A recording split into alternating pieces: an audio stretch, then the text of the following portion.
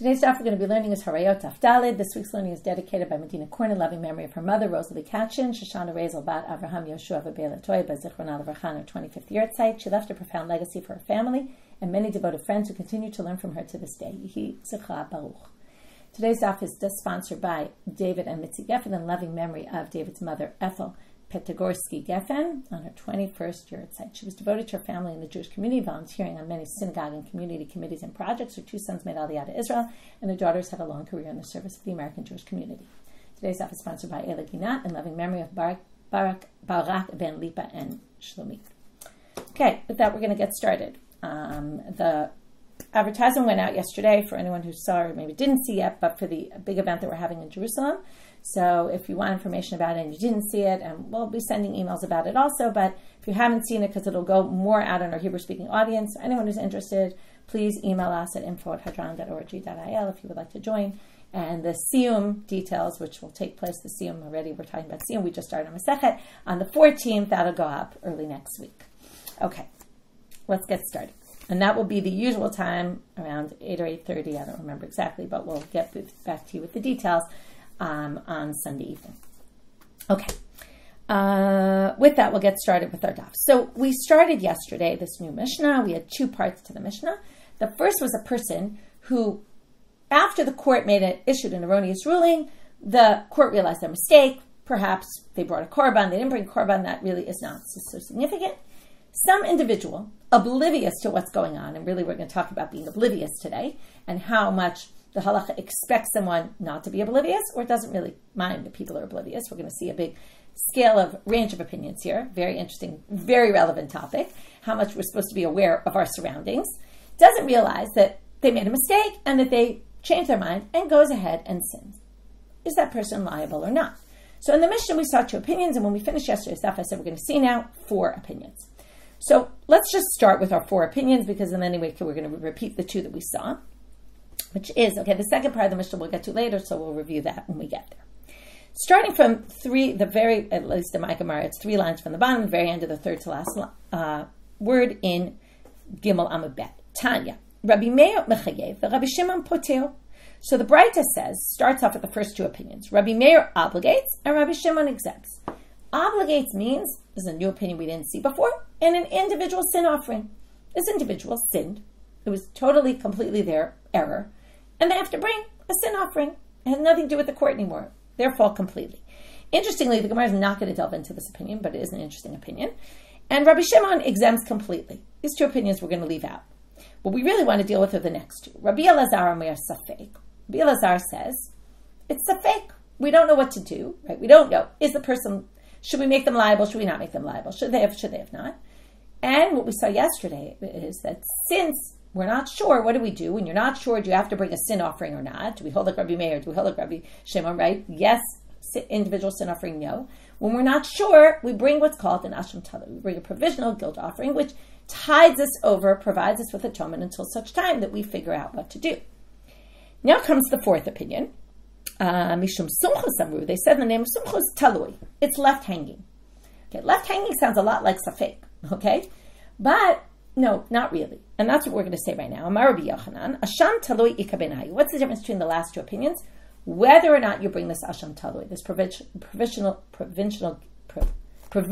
guilt offering. So it all depends on, right? According to Rabbi Elazar, you have to bring it. According to Sumchus, we're not sure what to do with you, but we don't obligate you a korban. You don't obligate a korban just because you're not sure what to do with someone. We kind of leave it hanging. So now the question is, what's the real difference between them? Why do they have this difference of opinion? So I'm a Rabbi Zeira. We're now going to have Rabbi Zeira who's going to bring a mashal, a parable. It's not really a parable. Usually a parable is, let's take something from our lives and compare it and then we'll understand it better. In this case, he brings something in halacha and says it's like this halacha. And then we're going to have Rabbi Yossi bar Avin who's going to do the same thing with Sumchus' opinion and bring a parable for him in halacha.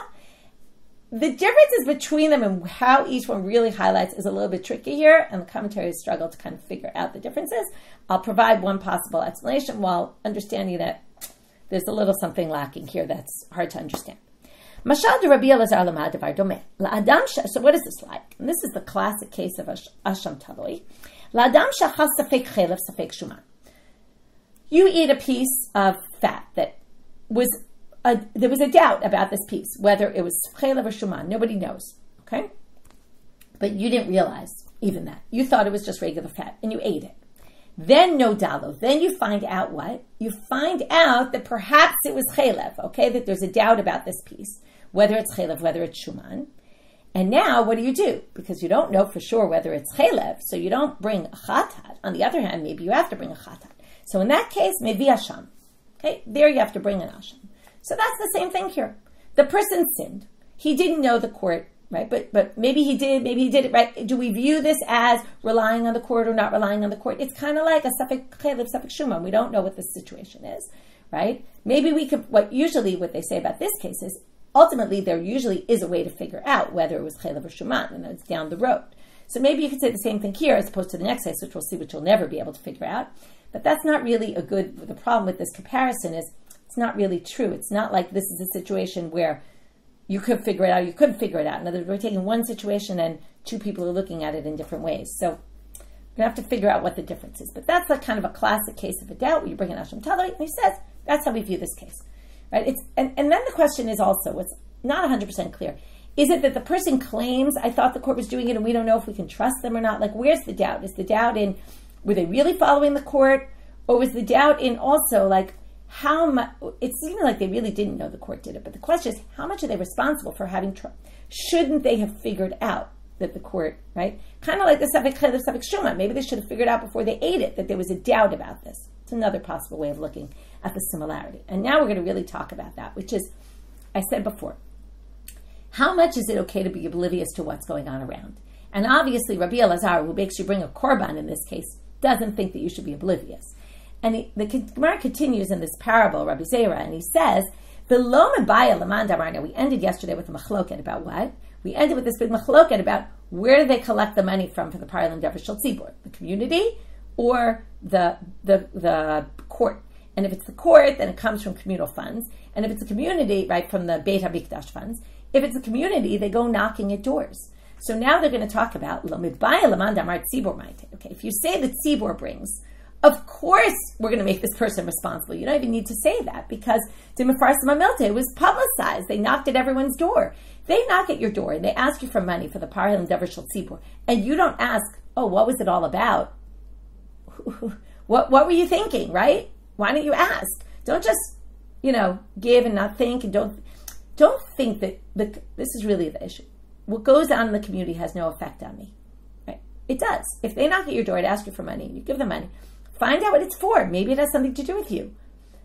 And but even lamanda amar Beit Din, even if you say the court brings it, which how would you have any way of knowing, right? Generally, what goes on in the middle of the temple isn't public information, On the other hand, if a par is brought, it's not an everyday occurrence. And even if it doesn't happen in your face, and even if they didn't knock at your door, and even if, you still have an obligation, according to Rabbi Elazar, to be aware of what's going on around. You hear something, par, why don't you ask? Why don't you find out what it's all about? And it was very easy for you to figure out. All you had to do was ask, and somebody would have told you. So that's Rabbi Elazar's approach. Comes Rabbi Yossi bar Avin, Rabbi Yossi bar Zveida, okay, one of them, said, Mashal de Sumchus lama davar domeh. Now we're going to explain Sumchus' position, who says you don't have to bring a korban. We still don't really know. Were you responsible? Were you not? Should we not hold you responsible? But we're not going to make you bring a korban. Why not? He's going to hold on the complete other side of the scale. La'adam she'evi kaparato ben hashmashot. It's like someone whose korban was offered in that safek yom, safek laila. Okay, right? Today's Friday. We're going into Shabbat, right? We always start Shabbat early and end Shabbat late. Why? Because of ben hashmashot.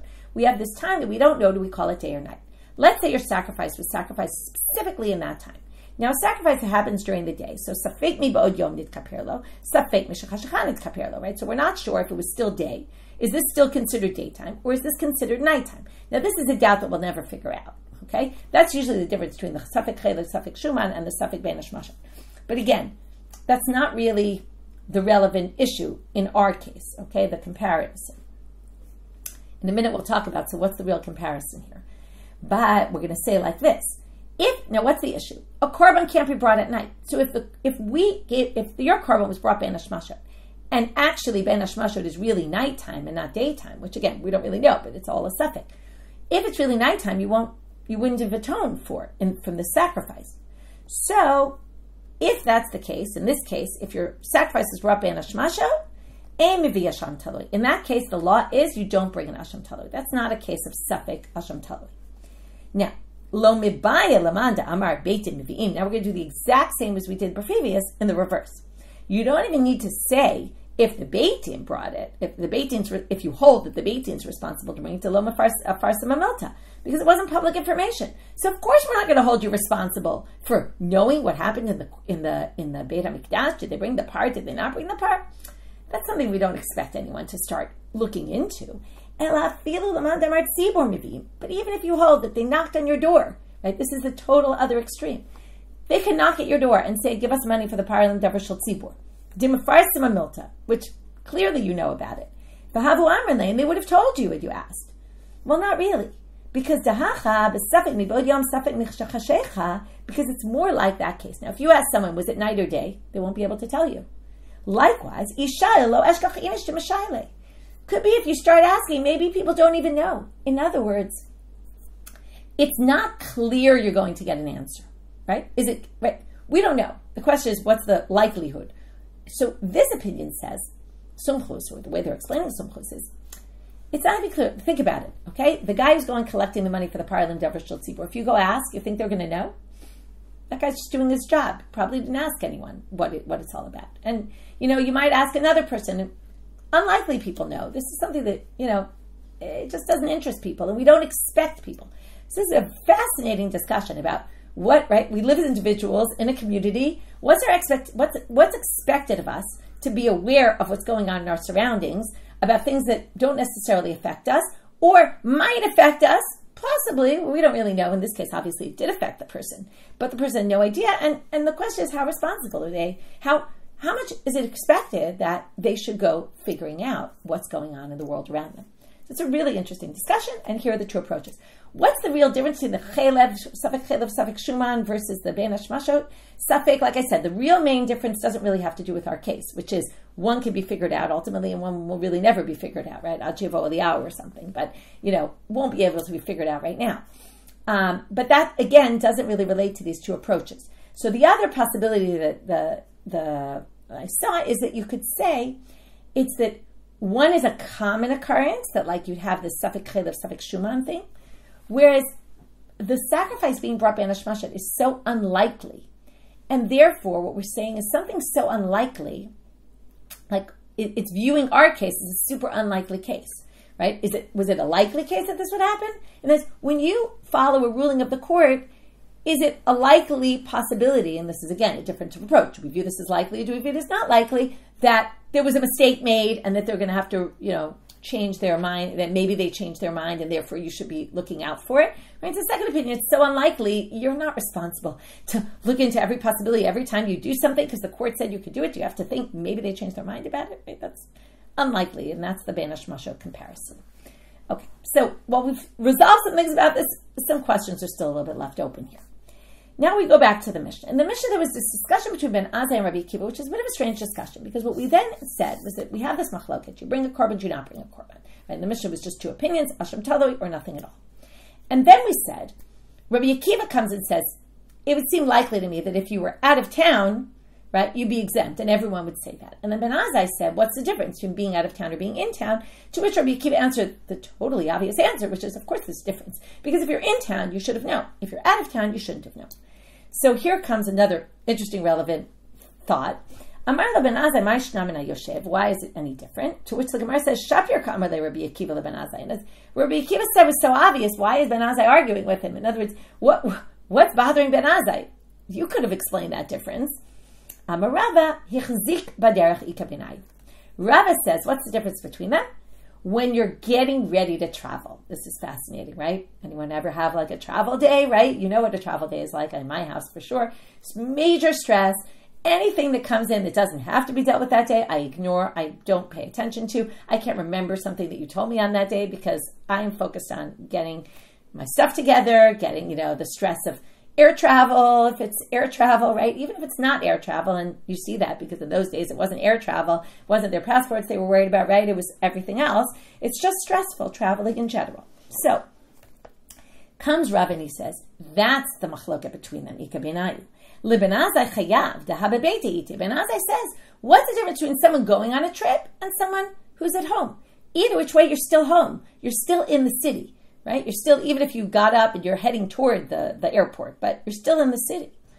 Rabbi Akiva, patur, Rabbi Akiva says, what do you mean? You're busy, you're focused. And Rashi even uses the word, you're talud, your mind is focused on what you're doing. And you're not supposed to on that day. No one expects you to pay attention to this erroneous ruling that the court all of a sudden just admitted. On a day like that, we don't expect you. And that's very interesting. Okay. Holulo Beit Din la'akort kol haguf. Now we're moving to the second part of the Mishnah. The second part of the Mishnah is all about what type of mitzvah are we talking about, where we're going to have a case of parhalim davar shel tzibur. So the Mishnah had said, not when you want to uproot an entire mitzvah, but part of a mitzvah. And then gave some examples. We're going to struggle a little bit with these examples later on in our daf. So the first thing we're going to do in today's sugya is they're going to bring three sources. One is a braita, one is Chizkiah, and one is Rav Ashi. Three sources for how we know that the law in the Mishnah, that it's not the entire thing, but it's a part of a mitzvah, that's the halacha. It never says that in the Torah. What does it say in the Torah? I'll read you the pasuk first. Vayikra Daled Yud Gimel. Im kol adat Yisrael yishku. If the whole community makes a mistake, v'ne'elam davar me'nei kahal, and something was eluded the people. They didn't, right? They confused something, messed up something. V'asu achat mikol mitzvot Hashem asher lo te'asen v'Hashemo, and they do one of the mitzvot that they shouldn't do, right? That they shouldn't have done, and they are guilty. So now they say, here comes the drasha. Tanu Rabbanan, v'ne'elam davar, and this thing eludes them, this matter eludes them. V'lo she'akar mitzvah kula. So they darshan this word davar, that's at least how we think we're darshaning it right now. We're going to have to see as we go along. Davar, and not the whole mitzvah. Okay, it's not so clear, because this matter could be in the complete mitzvah. So we'll talk about that soon. Ketzad. So what's an example? And here we're going to have the braita says exactly like our Mishnah. Amru ein nida b'Torah, ein Shabbat b'Torah, ein avodat kochavim b'Torah. If we say there's no laws of nida, there's no laws of Shabbat, there's no laws of idol worship, yachol yu chayavim, you might have thought you'd be obligated. Talmud lomar v'ne'elam davar v'lo shetidalei mitzvah kula. It's a matter and not a complete mitzvah. Harei elu p'turim, so you'll be patur. Aval amru yesh nida b'Torah, aval abal shomer yom keneged yom patur. Yesh Shabbat b'Torah, aval b'tzibur shel yachid v'shel yerim patur. Yesh avodat kochavim b'Torah, aval mishtachaveh patur. Yachol yu p'turim. So if they tell you there is nida, but in a case of a zava ktana, shomer yom keneged yom, if a man sleeps with her, it's permitted, which is not true. Or there's Shabbat, but if you carry from one domain to the other, it's permitted. Or there's avodah zara, but if you bow down to the idol, it's fine. You might have thought you'd be exempt. Now, the Gemara is going to question this in a minute, because they're going to say, what do you mean? We just said for the whole mitzvah, you're exempt. And now we're going to say if for a partial mitzvah you're exempt, then when are you obligated? So we'll get back to that question. I just want you to know it right here as we're here, because we just said the first part is paturim, and now we're going to say you might have thought you're also exempt here. Well, that would be very odd. Then we would have no obligation. Talmud lomal v'ne'elam davar v'lo kol haguf. From there we learn, from the pasuk teaches us, which again we don't yet know exactly how we get it from here. Ne'elam davar, again the matter eludes you, and not the whole thing. So Amar Mar, let's go back into this braita and understand it a little better. Yachol yu p'turim. Wait a minute. How could you suggest in the second part you might be exempt? Ibikiyu miktzad ubitul miktzad p'turim. This is exactly what I said before. If you're exempt from partial mitzvah, and ba'akirat kol haguf p'turim, and you already said the beginning part that if you uproot the entire mitzvah, if the court uproots the entire mitzvah, you're going to be exempt. B'may chayavim. Then when else would you be obligated? To which they explain the braita now like this, and this will explain everything. Although you won't really understand it right away until the Gemara says, wait, explain that a little better, and then they'll explain. So don't worry if you don't understand this first minute. Tana hachi kakashili. This is what the Tana was struggling with, was questioning to get to the answer. Ema daval kula milta mashma. You might have thought that this is what I said before. Who's to say matter means part of a matter, right? Maybe matter means a whole matter, an entire mitzvah. So at the end, in the first part, they said it's not a whole mitzvah because it says davar. But in the second part, they said, who's to say that? Maybe it is. Maybe davar does mean a complete mitzvah. To which they say, Talmud Lomar, to make sure that we know that davar is a partial davar, we learn it really from, if you notice, it's not just davar they kept quoting the two words together, ne'elam davar. And the matter was eluded, right? Eluded the people. So now, or it was eluded from the court. So now they say, okay, well, how did that help you? My mashma, that didn't, where do we get it from those two words? So now they do something else. Amar ula, karibe v'ne'elam midavar. Now, the word ne'elam ends with a mem sofit, and the word davar starts with a daled. Okay, I want you to be clear. But the drasha basically takes the mem and kind of doubles it, and says v'ne'elam midavar, as if the mem kind of works both as the last word of the previous word, the last letter of the previous word, and the first letter of the upcoming word. And now we get the drasha. The drasha is really v'ne'elam mi-davar. Now we all know that davar could be maybe complete, like we just said, but we've seen this many, many times. The word me, from, means part of whatever it is. So ne'elam mi-davar, once you get that drasha of adding that mem, then it resolves the whole thing. Because in the end, they're going to say, right, so now let's just read the drasha from the beginning.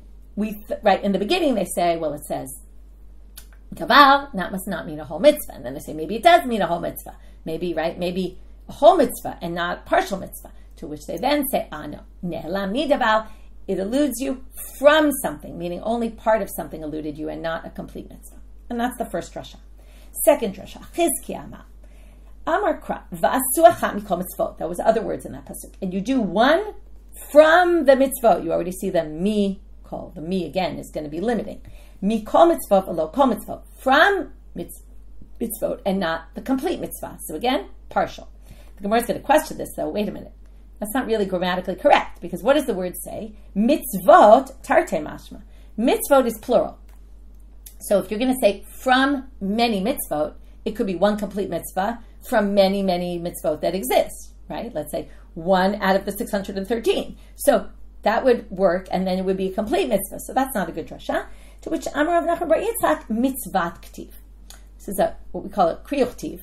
It's written, okay, it says, if you read just the letters, it's mem tzadi vav taf. Now, if you read that, normally if it was mitzvot plural, it should have two vavs, even though the Torah doesn't always do that, but it should have two vavs. So even though the masoret, the tradition of the how we're supposed to read it with the nikud, with the vowels, is mitzvot plural, but it's written singular, and therefore the drasha could work from a singular perspective. So it's like from one mitzvah, which means not a complete mitzvah. Third drasha, Rav Ashi Amar. Completely different type of drasha, but also from the word we saw before. Yalif davar mizakeh mamrei. It says davar here, and it says davar bazakeh mamrei. Remember the rebellious elder that we talked about the other day. Dichtibe bazakeh mamrei ki palei mimcha davar. If something eludes you, right? Where again, here it's a different case where or ki palei. There's something where the rebellious elder thinks it's one way, they think it's a different way. Again, there's a whole discussion. What type of thing are we talking about? What type of argument are they having on what type of mitzvah? Now there it says, Lo tasor min hadavar she'yidul chayim min small. That's just the continuation of the pasuk. Ma zakeh mamrei mina davar v'lo kol davar. Now notice what it says there. Ki palei mimcha davar. And again they say from davar and not kol davar. There it's a drasha there. Sorry, it's not that davar. I just messed that up. Lo tasor min hadavar. Don't veer from the davar asher giducha. That's the important part of the pasuk. From the davar, don't veer, meaning do what they say. But what? From the davar, which again is partial. So since it's partial there, it's partial here, and then you don't need the extra mem in our case, because then you have the Zeira shava to learn from our case to from their case to our case. So af bahora davar v'lo kol haguf. Okay. Now we get to Rav Yehuda in the name of Shmuel, and here he's going to say something, and then we're going to have a whole problem quoting all the cases that our Mishnah brought that seem to contradict what he said. And then we're going to resolve it in a bit. The first one's going to be convoluted and complicated. The others will be a little more straightforward and simple. Amar Rabbi Yehuda Amar Shmuel, Ein Beit Din chayavim ad shiyoru b'davar she'ein hatzdukim modim bo. Aval b'davar she'hatzdukim modim bo p'turim. Okay, the tzdukim, the Sadducees, they were one of these sects that at that time, right, they were in existence then, and they believed mainly in the written Torah. So if something is something that the tzdukim agree with, that's something that's basically written explicitly in the Torah. So that's the second part here. B'davar she'hatzdukim modim bo, if they agree with you about it, then p'tulim, there's no paralim davar shel tzibur here. We're only talking about something that's based on an interpretation of the Torah that's not so obvious from the simple reading of the Torah. So if the court rules an erroneous ruling that goes against something that says explicitly in the Torah, there's no parling davar shel tzibur. My timer, still kari beiravu, because any student in school knows that. In other words, it's such an obvious thing. What's the whole question? We're going to go back to this later also. Are you shogeg or are you karov lemezi? This goes back to what we learned about the accidental murder also. We're always trying to find where are we on the scale. You only bring it if you're shogeg. You don't bring a korban if you're more intentional about it. If they tell you, don't keep something it says in the Torah, and you listen to them, that's intentional. You know they're wrong, even though you're not a judge. So now we're going to go through all the examples in the Msihna. All the examples in the Msihna where you're actually obligated are things that are explicit in the Torah. We're going to see, right? Like bowing to idols says it in the Torah, right? It's the obvious one. So let's read the first one. Yesh nida b'Torah v'halabal shomer yom keneged yom patur. Amai. Shomer yom keneged yom haktiv v'safra lama l'meit shesafer echad le'echad. Okay, this is a little more complicated because it's not exactly clear. But it seems like this was agreed upon by everybody, that because it says safra la by a regular zavah, so they're saying also shomer yom keneged yom, and from there it seems it's forbidden to sleep with a woman, to have relations with a woman who is in the state of zava. So they say to Amrei ha'ara sharia gemar b'Yehuda asira. So the first suggestion is maybe penetration, like partial penetration, is forbidden. That's what. They said partial penetration is permitted, whereas from the Torah it's only complete penetration. Hananiktiv et mikora ha'ara. But wait, by the pasuk by Nido, which from there they learned all the arayot and all the forbidden relations, it says et mikora ha'ara. He did now ha'ara is from the lashon of ha'ara, which is only partial. So you already get it from that pasuk that it's already forbidden. Da'amre kedarka asira shelo kedarka sharia. So now they say, maybe it's a distinction between, they said kedarka is forbidden, but shelo kedarka, which is anal intercourse, is permitted with a shomer yom keneged yom.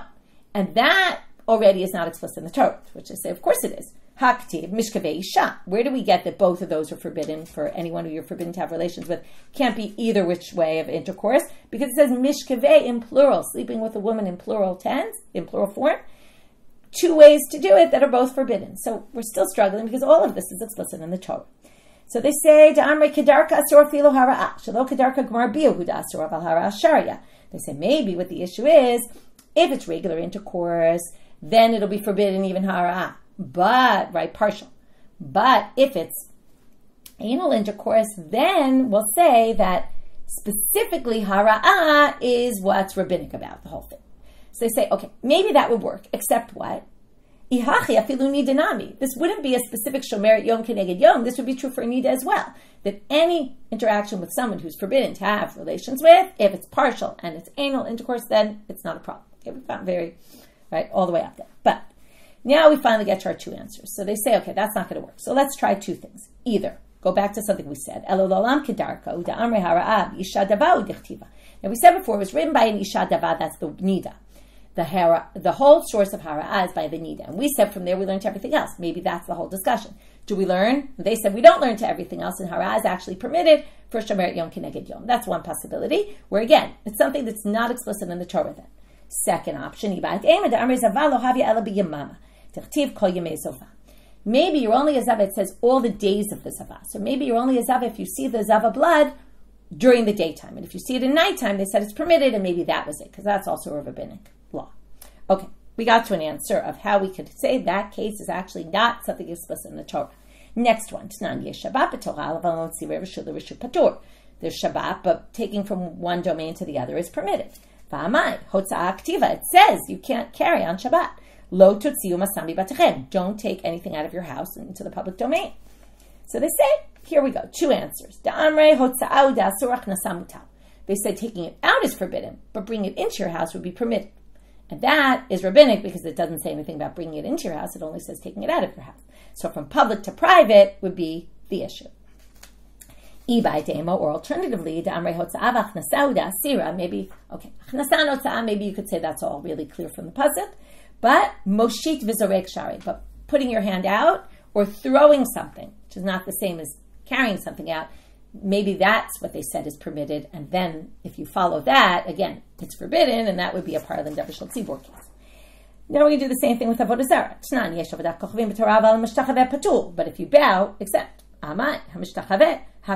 Again, they said if you bow, you'll be exempt, and then you'll be chayav a parlim davar shel tzibur if you follow them, because that's a classic case. This is clear in the Torah. Don't bow down to idols. We're going to do kedarka shelo kedarka, but it means something completely different here. And the next sentence we're going to have kedarka, which also means something completely different. So we're going to say bowing down in the way that people, if you bow down to a particular idol, and the way people bow down to that idol, you might remember this from Avodah Zarah, is to bow down, that's forbidden by the Torah pasuk. But shelo kedarka sharia, but what the court ruled, which is not clear from the Torah, is, let's say, if you remember Markulis, they would throw stones at it, that's how they would worship it, they wouldn't bow to it, and if you bow to Markulis, it's permitted, that's what they said, and that's not in the pasuk. That is forbidden, but it's forbidden from rabbinic perspective. So that would be a good example. If they told you it was permitted, you followed them, that would be a parlim davar shel tzibur. ve-Baila, second option,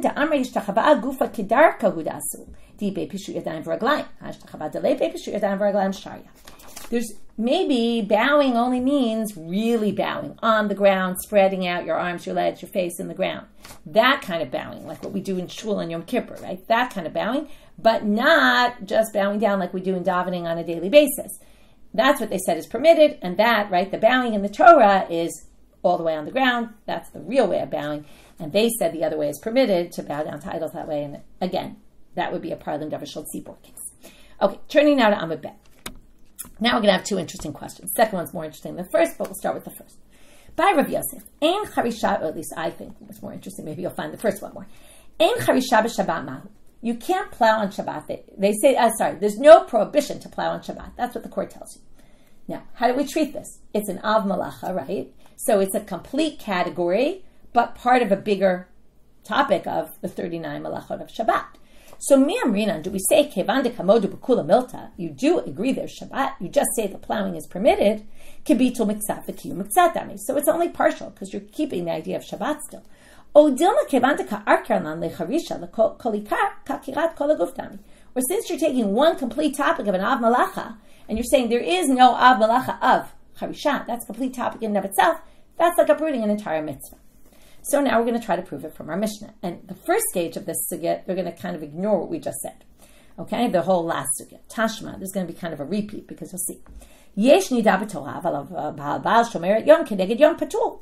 Now, if they say shomeret yom keneged yom is exempt, right, then you'll be chayav a parlim davar shel tzibur. So what do you see here? Amai. Why? Ha akaryan the shomeret yom keneged yom kol ikar. You've clearly uprooted an entire topic within a bigger topic, right? You're completely eliminating the Shomeret Yom Keneged Yom. That's just like in Charisha b'Shabbat. And what do you see here? You're chayav a parlim davar shel tzibur. So you're also chayav in Shabbat. Amalach Rav Yosef. Rav Yosef responds. He's the one who asked the question. He said, no. Shomeret Yom deka'amrinan kedishaninan. The Shomeret Yom in the Mishnah, we already just had a whole sugya where we limited it to a very specific detail of a very specific case, and it's not eliminating the whole entire topic. So that doesn't work. And we're going to do the exact same thing with the next few. Tashma. Yesh Shabbat b'Torah. V'lo Musimir v'shur yachid v'shur arim patur. V'amai ha'akar on la hotza'ah kol ikar. You completely uprooted hotza'ah. So here you have it. This would be perfect. Because it's an av malacha. You completely uprooted hotza'ah, just like you completely uprooted charisha. And there you see. Parlim davar shel tzibur. You're chayav. So, hatam nami kiddushanina. No, we already said it's not really hotza'ah. Maybe it's hachnasa. Maybe it's moshid and soreg. Tashma yesh avodat kochavim b'Torah v'mishtachaveh patur amai ha'arkion on nishtachavah kol ikar. Again, shtachavah is, even then we talked about it. It's like an av malacha of, there's all sorts of things you can't do with idols. One of them is bowing. So you've uprooted a complete part, and what do we see? Parlim davar shel tzibur. Amrei ishtachavah nami kiddushin dinan. So he says also ishtachavah, same thing, just like we said. In other words, it's just this, maybe it was, you said bowing with your back and not your whole body and all those options. So we don't have an answer. Now, what's interesting, I just want to point out for a second, we don't have an answer to this question. So Rav Yosef's question goes unanswered. If you say Charisha b'Shabbat Yuchai Parlim davar shel tzibur, the Rambam in Hilchot Shkagot, Perik Yudalid Halacha Bet, says, O shakru av me'avot melachot v'horu she'ena melacha harei elu chayavim. He actually does obligate a parlim davar shel tzibur in this case. He views it as partial. So interesting, even though the Gemara doesn't conclude, he paskins that you are chayav a korban, which is very interesting. Okay, next. Here comes I think, a fascinating question. By Rabbi Zeira. It's It's kind of a shocking question when you read it at first, and then when you think about it, it's a great question. Ein Shabbat b'shvi'i mahu. What if the court says, during the Shemitah year, you don't have to observe Shabbat? Okay, which sounds a little crazy. Okay, now, b'mai ta'u. What's their mistake? How'd they get to this? Right, so the question is, again, you've uprooted Shabbat, but only temporarily. Okay, so you haven't uprooted Shabbat completely, just one out of every 7 years. So now what's their mistake here? How'd they get to this? So there's actually this very confusing pasuk that we come across a lot in Shas, and there's always different ways there's different interpretations how to read this pasuk. B'hadin kra, but this pasuk, b'charish u'b'katzir tishbot. So you have to read the whole pasuk. Pasuk Shmot Lamed pasuk Kaf Aleph. It says sheshek yamim ta'avodu b'yom hashvi'i tishbot. Sounds like they're talking about Shabbat. Work for 6 days and then rest on the 7th day. B'charish u'b'katzir tishbot. The second part of the pasuk sounds like it's talking about Shemitah, because it says, don't plow and don't harvest, which are things, now you can't do those on Shabbat either, but you can do lots of other things on Shabbat. Sounds like they're talking about Shemitah. So, how do they read this pasuk? Very simply.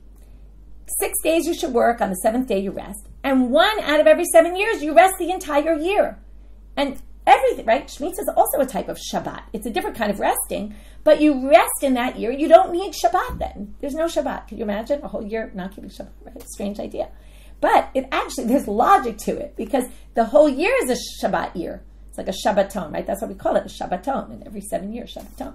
So basically, that we're going to read now, Bizman de'ika charisha, ika Shabbat. When you can plow, there's Shabbat. Bizman de'leka charisha, when you're not allowed to plow, leka Shabbat, there is no Shabbat. So here goes our question. Maybe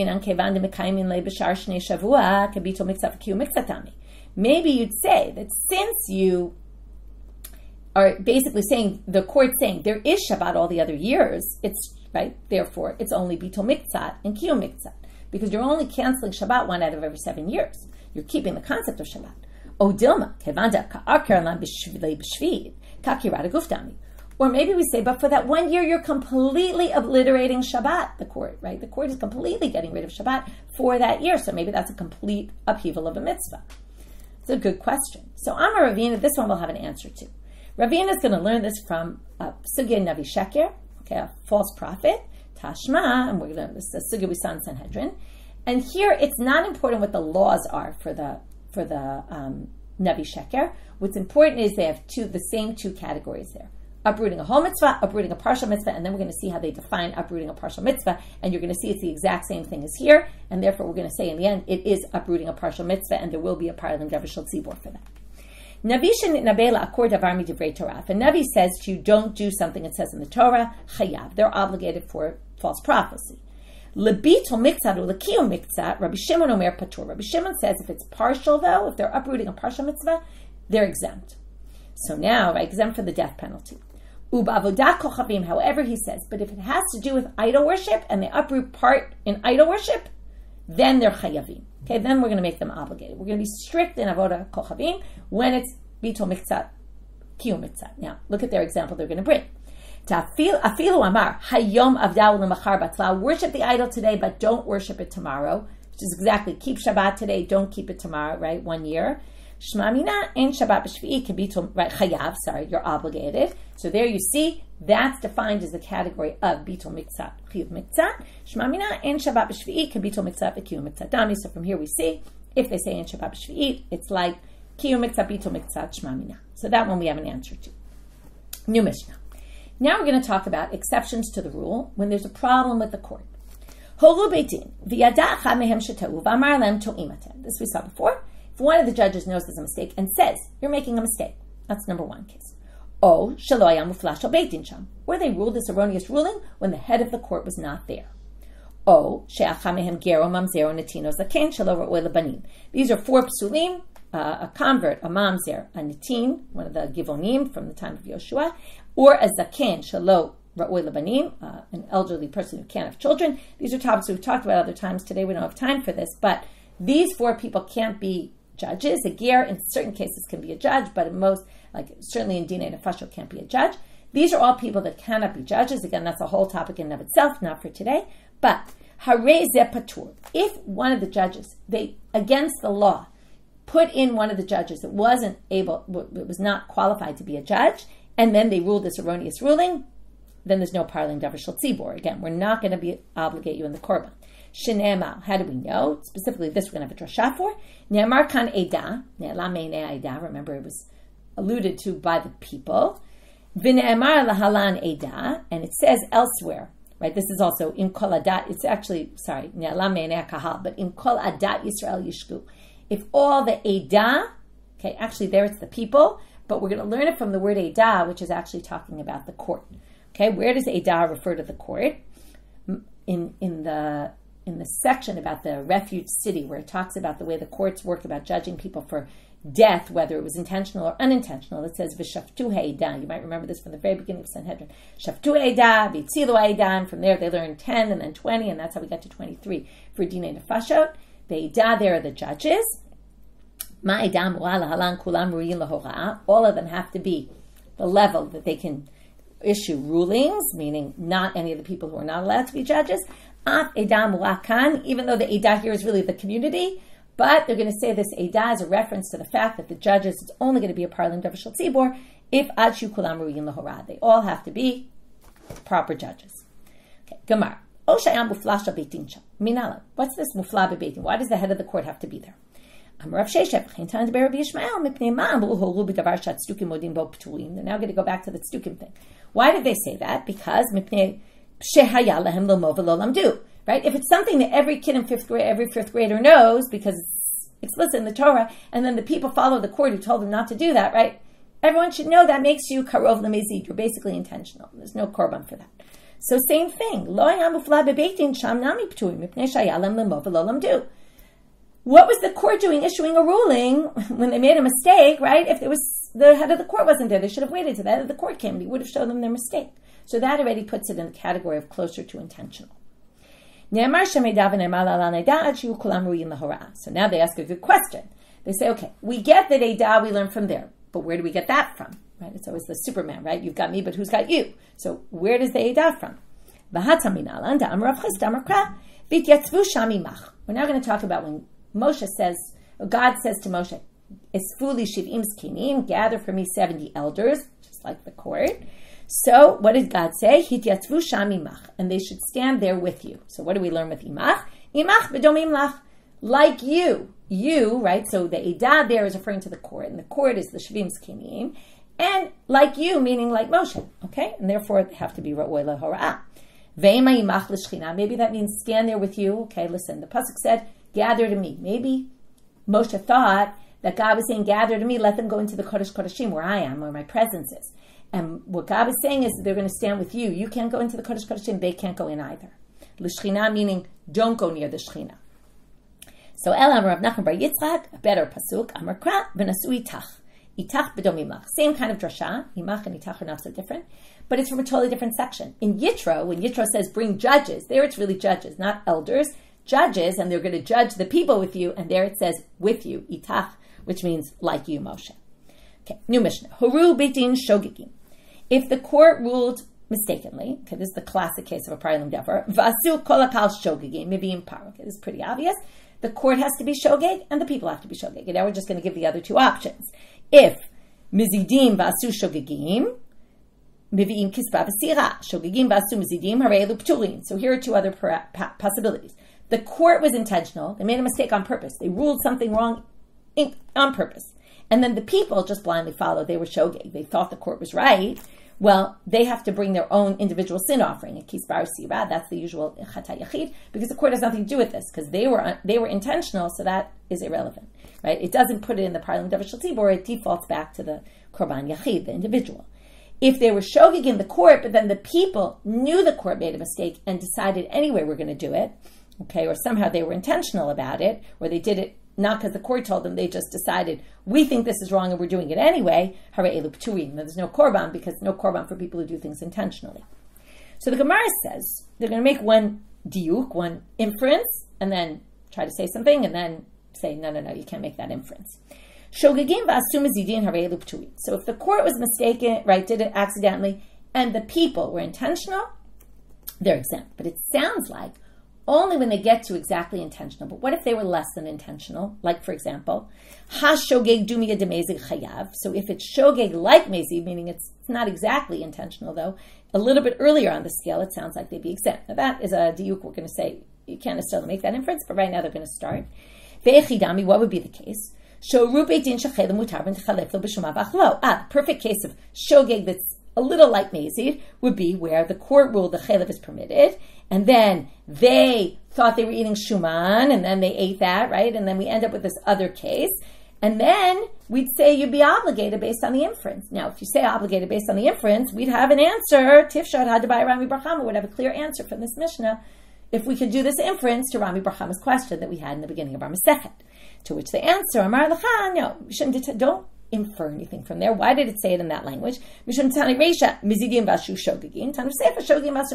just trying to bring two opposite cases, and that's why they said it like that. But it doesn't mean that shogeg that's like mezi will be obligated. No, it could be also exempt. Don't make inferences. Okay, almost done here. We're going to start our next Mishnah, which really gets us off into tomorrow's daf. We're only going to start. We see a slew of opinions. Finally, we get to the question we mentioned a few times: who brings the paralim davar shel tzibur, and how many need to be brought? And you're going to see some very surprising answers. Today, not as many, but maybe one. Beit Din v'asu kol hakahal ruban al pihen mevi'im pal. Okay, so we have this ruling of the court. The majority or all the people do it. They bring a par. Okay, meaning the court brings the par. This is section in Bamidbar, chapter 15. You can look it over Shabbat if you want. And there it talks about a different korban. You bring also a par and also seir yizim l'chatat. So that they understand to be talking about if there's a sin of the community, they follow an erroneous ruling of the court specifically about idol worship, there's an extra korban brought. So it's either a par or a par and seir for avodah zarah. That's divrei Rabbi Meir. Second and last opinion for today, Rabbi Yehuda Omer, Shnei Masar Shvatim Mevi'im Shnei Masar Parim. It's not just one par, or one par and one seir. According to him, if all the 12 tribes worshipped, did whatever they did what the court said wrong, 12, each sheva, forget the court, they don't have to bring anything, each tribe has to bring. So we end up bringing 12 parim, and if it's avodah zarah, 12 parim, 12 seirim. Okay, we're going to see a slew of different opinions, and we'll get into where they derive all that from the psukim. So what we did today, we started with this four-way machloket about the guy who is oblivious to what's going on. And we talked about that whole thing about the scale, about how much we expect someone to be aware or not aware. We talked about the person going out on a trip, the machloket ben Azai, Rabbi Akiva. Then we got into the whole la'akort kolaguf part of it, right? When do we have a paralim davar shel tzibur, and how does all that fit in with the Mishnah, which didn't seem to match what we were saying. And then we got back to that, and then we had two questions. What if they say en chavi Shabbat, how we view one malacha? We had, what if they say there's no Shabbat in the Shemitah year? They said it partial time, that we ended up with an answer. Then we got to there's a problem with the court. If there's a problem with the court, then there is no paralim davar shel tzibur. And then we finished up with the shogeg and the mezid. And then we ended with the starting of these different opinions about who actually brings the par and how many parim are brought. And with that, we finish for today. Wishing everyone a Shabbat Shalom and Shnishma B'Sarot Tovot.